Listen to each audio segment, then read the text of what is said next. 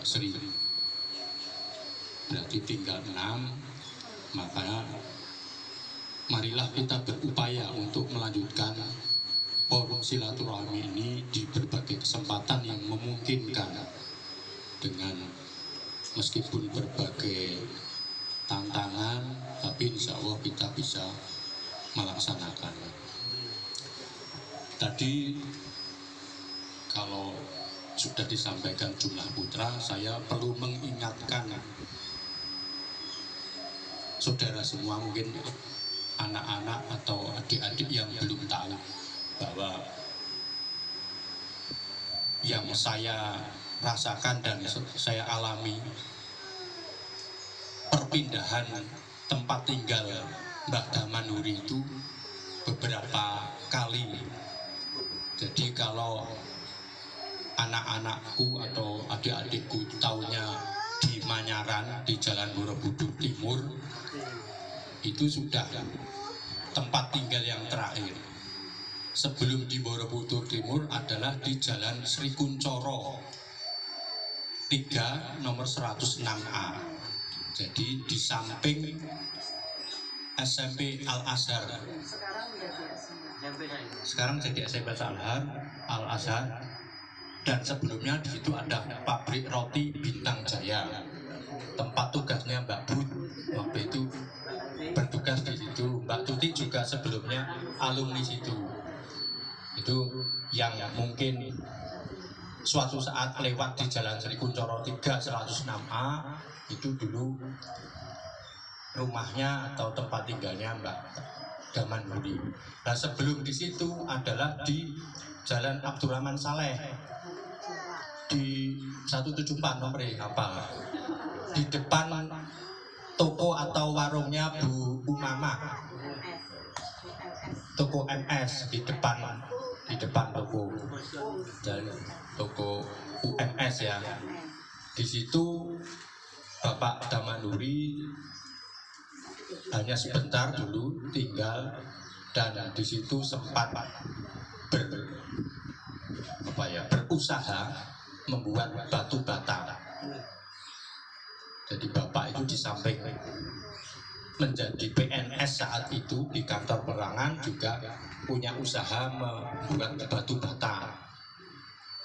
Di situ di sampingnya ada pabrik kerupuk miliknya Pak Gumar.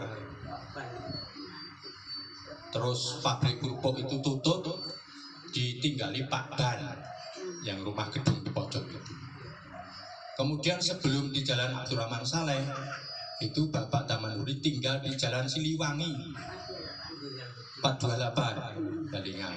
Jalan Siliwangi itu sekarang posisinya di turunan Jalan Layang dari arah timur turun di Kalibanteng, yang mungkin sekarang jadi agen bis jurusan Jakarta, ada bis Haryanto dan sebagainya itu. Tapi di situ dulu ngontrak, dan di situ juga sempat berusaha jualan bambu, material dan bambu atau pring. Kurang lebih tahun 72, waktu itu Jalan Siliwangi masih aspal kuno, dan transportasi ke arah barat, ke Krapyak, ke Jakah dan sebagainya masih, kalau tidak becak ya dokar waktu itu. Belum ada angkot, apalagi bis kota. Sebelum itu menurut cerita tinggal di Karangayu. Nah, itu yang saya tidak ingat, meskipun waktu itu di Demangan dekat Karangayu. Waktu itu mungkin kelahiran saya di situ, tapi saya tidak ingat. Saya ingatnya mulai di Jalan Siliwangi yang sekarang di bawah turunan Jalan Layang ke arah barat. Bapak, Ibu, dan anak-anak yang berbahagia, sebagai pewaris atau pelanjut generasi, kita wajib bersyukur dan selalu mendoakan sebagai anak, sebagai cucu. Ada beberapa hal yang bisa kita lakukan terhadap orang tua, baik yang masih sugeng maupun yang mungkin sudah meninggal. Yang pertama, kita wajib selalu mendoakan, terutama di waktu-waktu mustajab. Misalnya setelah sholat, misalnya di antara adzan dengan qomat, di antara istirahat, di antara khutbah pertama dengan kedua, dan seterusnya. Itu waktu-waktu mustajab untuk berdoa. Kemudian yang kedua, sebagai pewaris atau pelanjut dari generasi pendahulu kita juga wajib untuk melanjutkan kekerabatan atau silaturahmi di antara keluarga, baik keturunan, saudara, melebar kepada tetangga, teman-teman, dan sebagainya. Makanya di keluarga kita, selain lewat forum seperti ini di antara keluarga inti Bapak Ibu Damanhuri, juga melebar ke keluarga Hargosunyo. Itu berarti melebar ke keluarga Simbah Mbak Hargosunyo. Itu berarti lebih besar lagi, dan insya Allah akan menambah berkah, karena kita akan banyak berinteraksi dengan keluarga-keluarga yang lain yang merupakan pelanjut generasi Mbah Hargosunyo. Jadi kalau setiap tahun diadakan, kalau tidak ada kepentingan yang lebih penting, marilah kita berupaya untuk bisa menghadiri itu.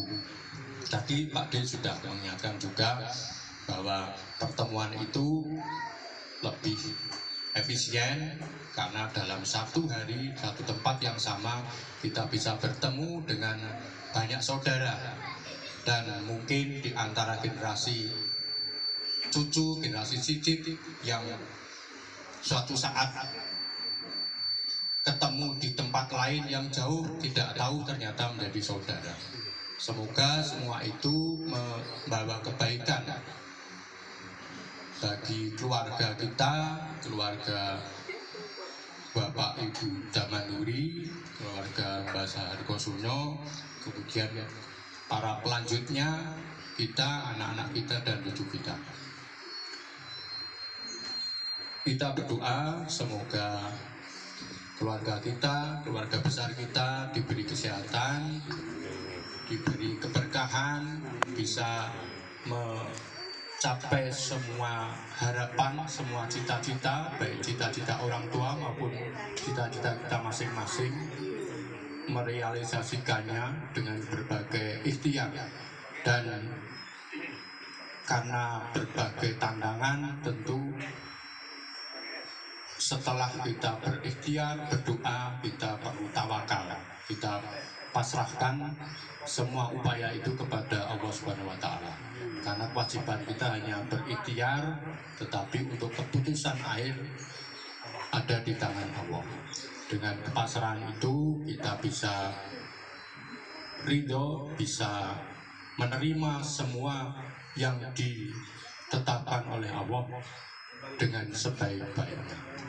Kemudian yang terakhir, karena tahun ini insya Allah tanggal 14 Mei Pak Depur akan menunaikan, akan tindak haji memenuhi panggilan Allah Subhanahu wa Ta'ala ke Tanah Suci. Kita doakan, kita mohonkan semoga bisa berada selalu dalam keadaan sehat, nanti bisa tindak dengan lancar, bisa menunaikan semua rangkaian ibadah dengan baik, sempurna, dan kembali dalam keadaan sehat dengan predikat haji yang mabrur. A'udzubillahi minasyaitonirrajim. Bismillahirrahmanirrahim. Zabataka wa taqwa wa ghufara dzambaka wa yassara khairu ma kunta. Zabataka wa taqwa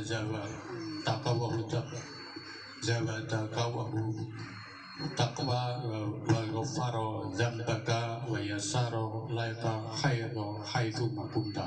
Rabbana atina fid dunya hasanah wa fil akhirati hasanah wa qina adzabannar. Walhamdulillahi rabbil alamin.